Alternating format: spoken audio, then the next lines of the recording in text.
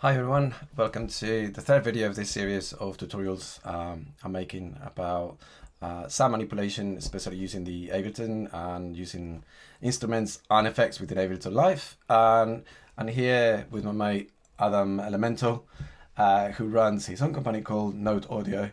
And yeah, it's just here as a witness, so to speak. So I'm just going to be showcasing ways that we can actually create insane granular synthesis just by using Ableton devices. Cool. This is kind of like one of my own findings, so it's kind of like maybe new for some of you, but I'm gonna share it. So yeah, let us know what you think in the comments as well once you get to watch the video. So let me just move over to Ableton, and I'm just gonna be using a very simple sound. Just go over there. Cool. So as you can see here, I've got Simpler loaded in, and I'm actually using, as I normally do sometimes, I'm using one of the main sort of samples within Ableton. So as you can see here, I'm using this grand piano, and at the moment it's just playing in the classic mode, so right, but there's one little thing that we could do. Okay, so obviously I can use warping, and I can use something like texture, and I can time stretch it. As you can see here, we got ×2, meaning that that's going to double up the length of the sample. So we can go quite a lot. But the problem I have with this is that we've got the grain size, that we've got the flux. But it sounds kind of grainy, right? What you can also do, obviously, is adding reverb to try to mask it. So obviously that's kind of like the easiest way to do. But the problem I have with that is that if you use reverb, it's going to make the sound kind of a little bit distant, right? So it adds that kind of, just pushes it back in the mix, and it's not quite right to my liking. But one thing that we can do that absolutely blew my mind is this. So instead of using warping, I'm just going to turn off warping. And what we're going to do is this. I'm going to use an arpeggiator, and I'm going to put the arpeggiator in front. So the arpeggiator is here on my MIDI effects. I'm just going to drag and drop in there. And obviously now if I hold the key down, that kind of becomes like a grain that's getting triggered by an eighth of a note, as you can see, right? Yeah. But obviously we can turn off the sync, and we can trigger them much faster. Open the gate. And then we can play around with the sample stuff. Right? At the moment, it doesn't sound that great because the release is very short. But yeah, you need to release just to smooth it out, right? So the release works a little bit. And maybe a bit of attack. Yeah, you can even add a little bit of attack. Depends how, depends if you want to catch the transients in it. Exactly. And then what we can do is basically the number of voices in Simpler become the number of grains that play at the same time. The more grains that you add, the smoother the sound is going to be. So one voice equals one grain. If you add more voices, like 32 voices, that's 32 grains at the same time. Wow. And the key for this sound is that you don't want the grains to retrigger. So retrigger means that every time you hit the key, it's going to retrigger. But if we turn that off, then check the sound. And let's add a little bit of, let's add the crossfade as well.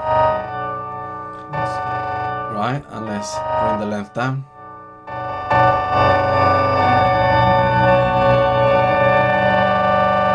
Right, and let's smooth it out. Hang on a minute. Oh wow. Let's bring it down a little bit. I'm confused. Yeah. So we've got, what you're just adjusting there looks like loop settings. Yeah. When you've got crossfade and length and loop. Okay. Yeah.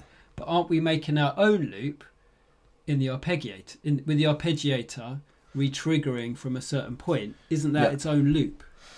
It is to a degree, but what we want to do is we want to smooth it out. So when you turn on the loop, one of the aspects that we can play around with is the fade. So that's actually crossfade. So then you can have grains that crossfade. Yes. So it's easier if I show you like this, like if I go. So that's what you were saying, that like there's no granulated.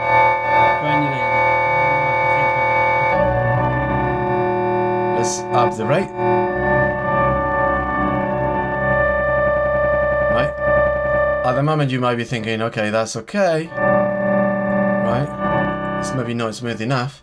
But one of the things that we can do in Ableton as well, that's absolutely bonkers, is that we can use an LFO with Max for Life. Right. And I think it's just on all the effects anyway, and the modulators. Yeah, there we go.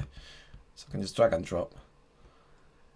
And I can map this to, for example, the sample start. So let's just do that. Look, mapped to sample start. So this is going forwards and backwards. Let's just minimize the region. And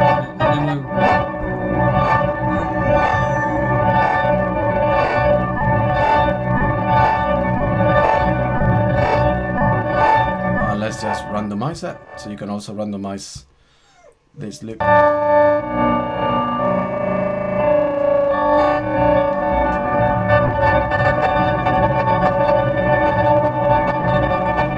Depth as well, so we can make it so it doesn't travel so far down. Yeah. And we can make it so it starts from the beginning as well. So let's just bring it here. And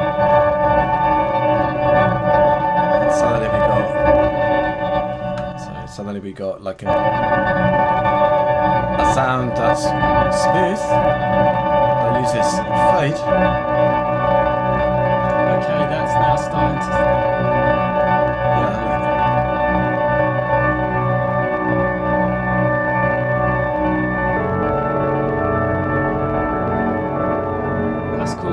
Getting it now. Now we're there. Right, and then the rate, obviously, we're going to slow it down.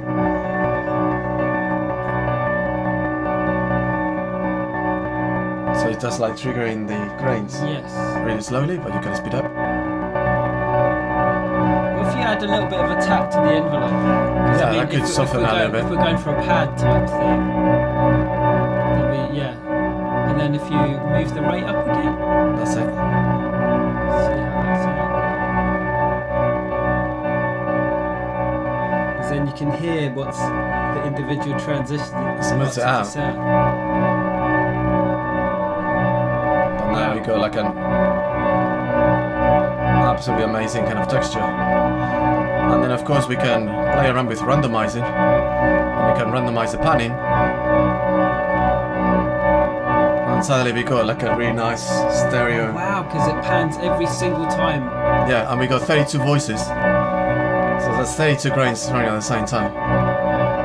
And this is how much you want to kind of zoom in.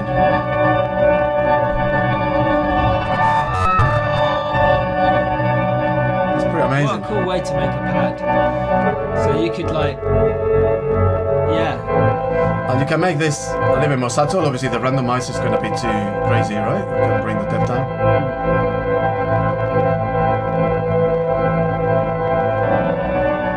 And can you hear how smooth that sounds? There's no reverb applied to it or anything.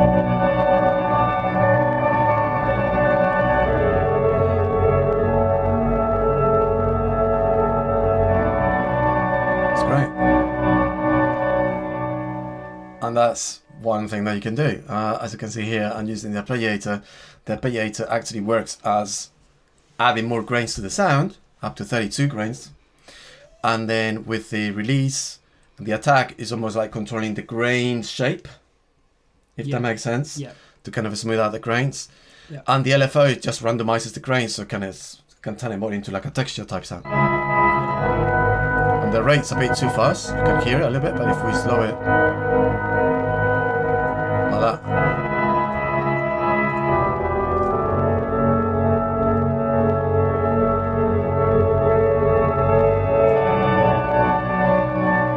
So you can hear how smooth that is.